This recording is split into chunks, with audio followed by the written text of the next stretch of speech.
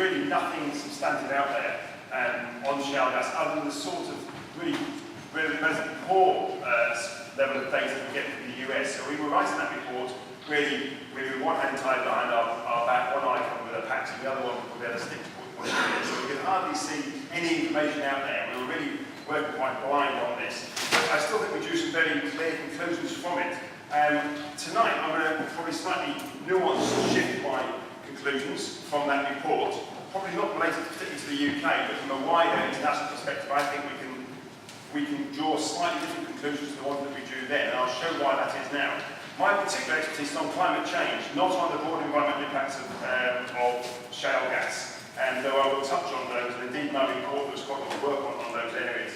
And so I will come to this from a climate change perspective, and I think very clear conclusions I would suggest can be drawn from shale gas. And I approach this as I approach all forms of energy as an agnostic. I don't think we use shale gas, we don't use shale gas, or nuclear or not nuclear. I'm only interested in climate change. I have my other wider personal issues. From my professional perspective, I'm only interested in climate change. And I can draw conclusions about climate change from shale gas that are based on an agnostic, I would say, neutral stance to start. I'll talk about the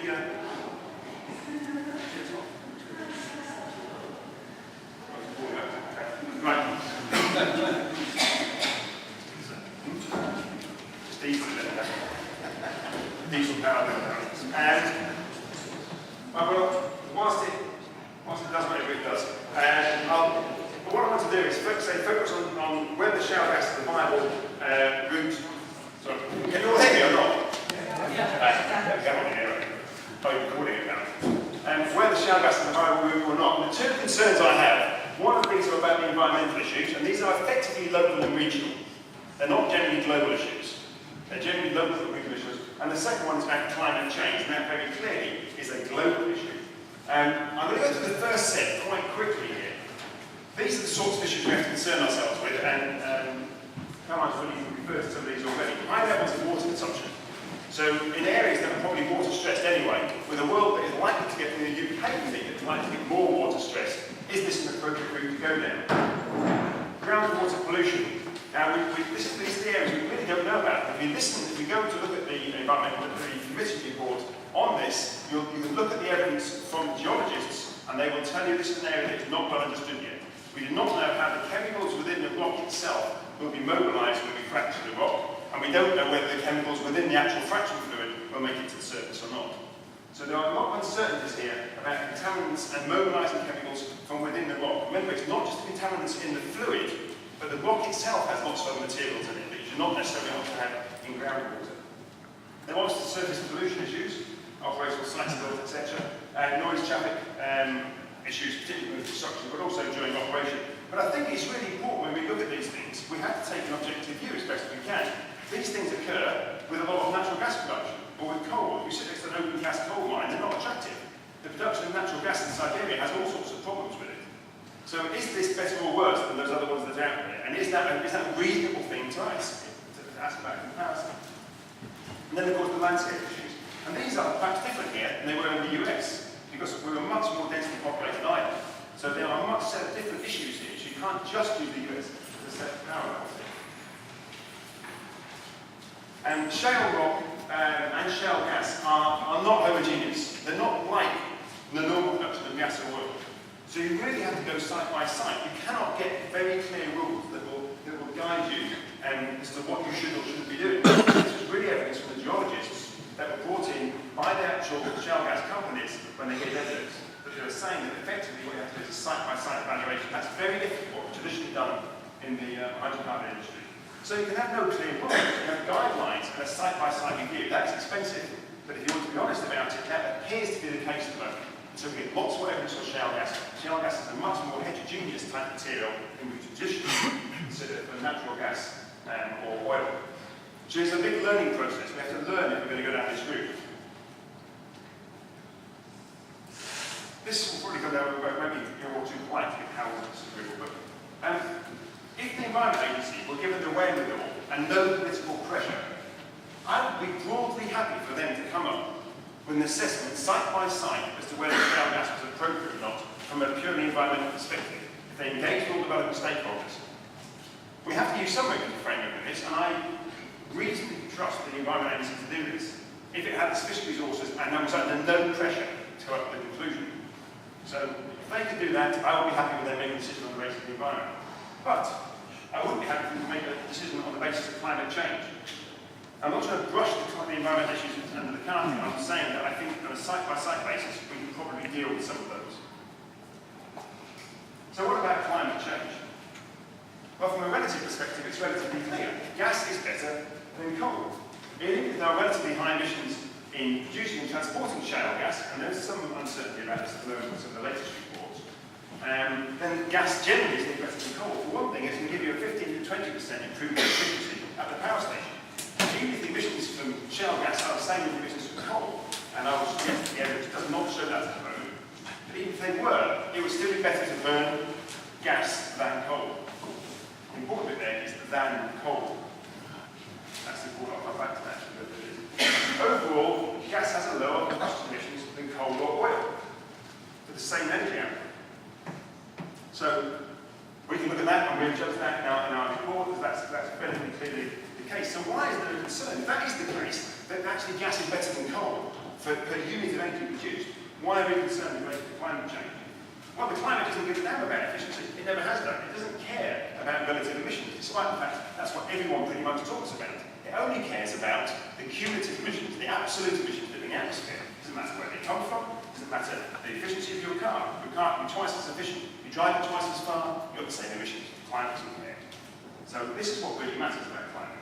The absolute emissions, the total amount of emissions of greenhouse gases.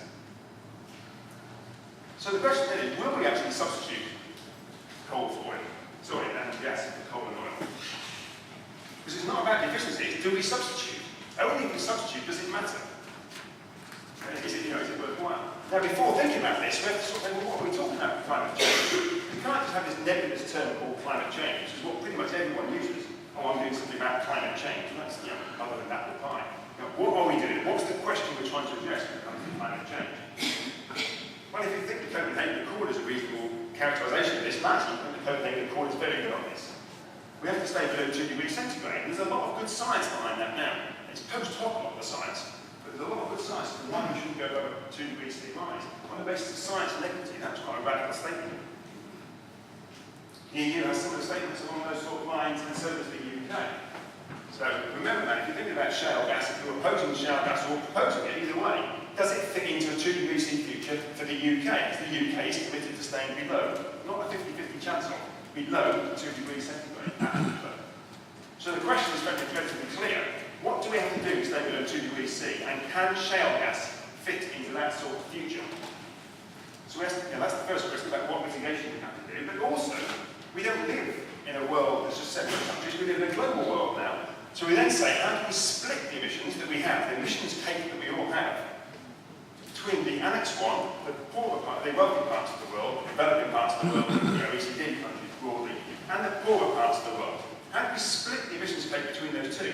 And does that tell us anything about shale gas in the UK? It all sounds quite boring, this, but I think if you're an academic, you've got to go through a process of deduction to come up with your, or set of reasoning line, to come up with your conclusions. That's quite a valid idea in Rock University. Now, these are the sort of things you traditionally see. Nothing to do with climate change, large reduction by 2050, by long my term of office. These are not related to climate change, and no climate change scientists worth their salt should talk about them. They use the shorthand, but they have nothing to do with climate change. CO2 in the atmosphere for 100 or so years, certainly more than that probably now. And so 2050 reduction targets are unrelated to climate change. Now this is important when I'll come to this in a minute in relation to shale gas. The only thing that matters are cumulative emissions. And they're going up at a phenomenal rate. So that changes us from long-term gradual reductions, which shale gas can be part of, to urgent and radical reductions, which is hard to see how shale gas, nuclear power, even the wind turbines, can really fit into that sort of time frame. Now, how does that change the whole thing we're looking at? And I will come back to shale gas for this. But let's look at the emissions data at the moment. That's what's happening at the moment. Emissions keep going up. They went up 2.7% for the last century when we didn't care about climate change. We then pretended to care about climate change, and it went up at a higher rate, 3.5%, and we went at a higher rate from a larger number every year. And the latest number is 5.6%. 5.6% increase in CO2 emissions in 1 year. And we are going in completely the wrong direction. So we're accelerating towards the cliff that's getting nearer and nearer. And that's what we're doing at the moment. Now, can shale gas fit in there? So what does all of that, when you add it together, what does that tell us about what we're needing to do in Annex 1 type countries? Well, firstly, let's just think about sort of global picture. If we can peak our emissions, global emissions by 2015, as we can, I think it's impossible, but Stern suggests we can, then we have to come down off this curve at a certain sort of rate. These are the cumulative emissions under the curve. This is us going up now, this is coming down, and that's just feeding the world's population. You cannot feed the world's population without some greenhouse gas emissions, even if you contract with biofuel or something else. If you leave it later, you come down steeper. If you leave it later again, you come down steeper still. Now, what's this got to do with shale gas? Well, let's remove now from that the food emissions, the deforestation, other things. Let's look at energy. What's in there for energy? Well, that's the energy curve for the globe. This is us going up in energy now. If we want to have about a 50-50 chance of 2 degrees C, which has not been the UK government's target sustained below, so it's already exceeded that, then we'd have to have no carbon emissions across the globe by 2035 to 2045. And I should point out, this already requires you to be extremely optimistic on the science. About 13 of the 18 IPCC models that feed into this already exceed the budget to do this. So you've got to be very lucky on the science to allow you to do this. And that's no emissions by 2035 to 2045. That doesn't mean shale gas, it doesn't mean carbon capture and storage, it means no emissions. If you want that 50-50 chance of 2 degrees C. And with the reduction rates there are 10 to 20% per annum. 10 to 20% reduction in emissions every single year. That tells us what we need to do. It's got nothing to do with energy supply. Very little to do with it. Now that's the good news. We then take that news and say, well actually, it's a poor part of the world that we might think they should have some more, we could think morally they should have a bigger slice of the cake. This is whether we think morally or not, because the Chinese and Indians are quite likely going to take a bigger slice of the cake. So then you ask, well what's left for us once that's happened? And this is when we start to go back to shale gas. If you imagine that the poorer parts of the world, they grow emissions at 3.5% per annum. Now they're growing way above that now. But let's imagine they can somehow reduce that because they're pushing in climate change. Let's imagine they peak by 2025. The Chinese say they'll peak by 2030, the Indians 2032, 2033. So remember Stern says 2015, the Committee on Climate Change says 2016. So yeah, completely different. So imagine they can peak by 2025, which is just about doable, I think, for some of these parts of the world, and come down off those emissions at 7% per annum. That's twice the rate that Stern says is possible.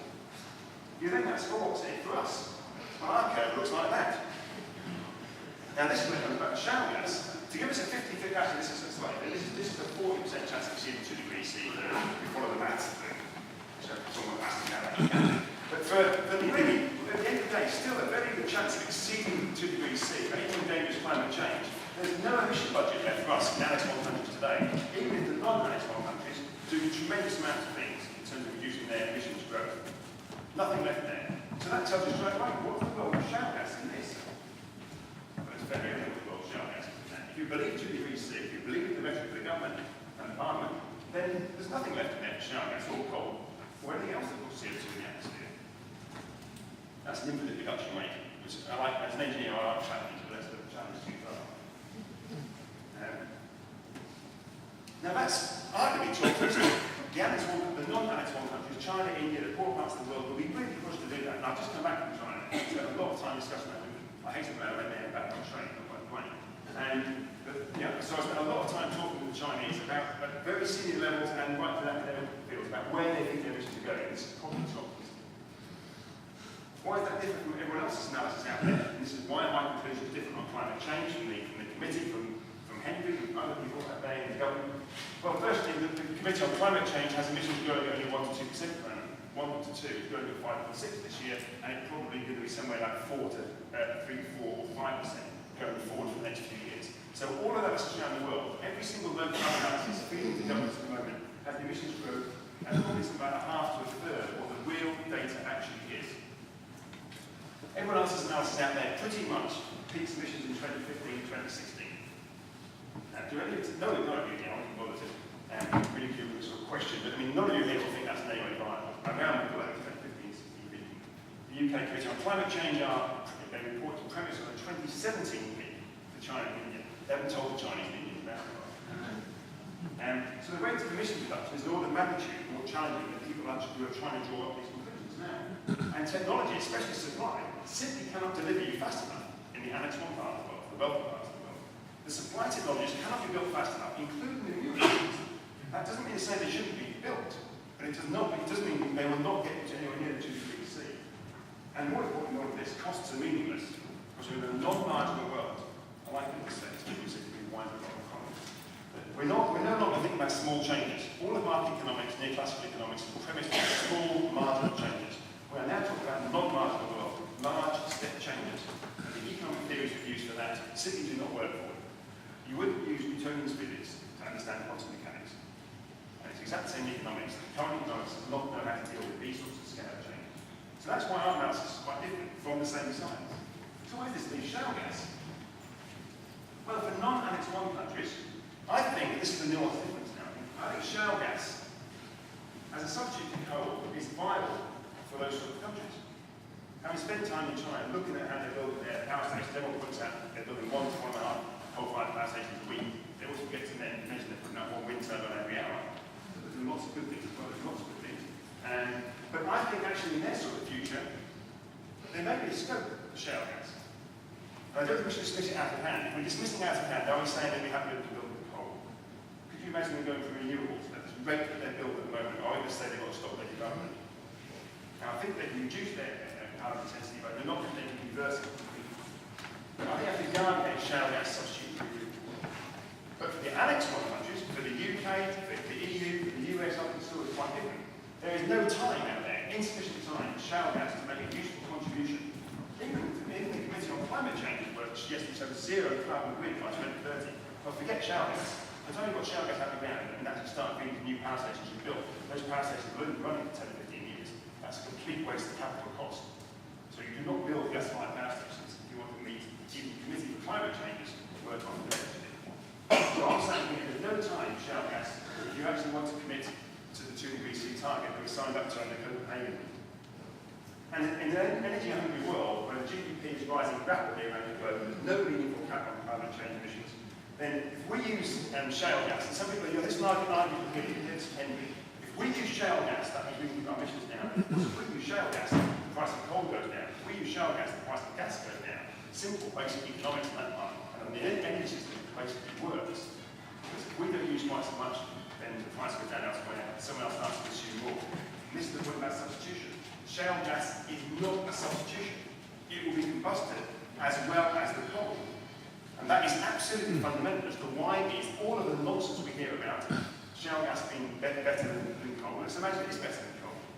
It doesn't matter that it's better than coal, so it won't be a substitute. It will be used in addition. The world's growth is significantly constrained by access to energy. So if we produce more energy, whether it's shale gas or tar sands, what we are doing is that the growth of the ground is plus more and more fossil fuels.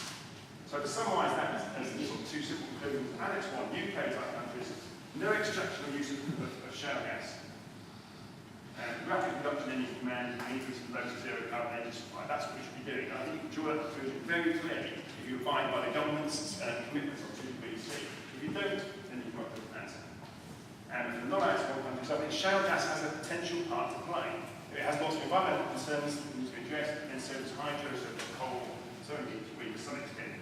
And so I think for the poorer parts of the world, shale gas may help them make a low carbon transition, but not for the wealthy parts of the world. So it's slightly different conclusion to the one we drew before.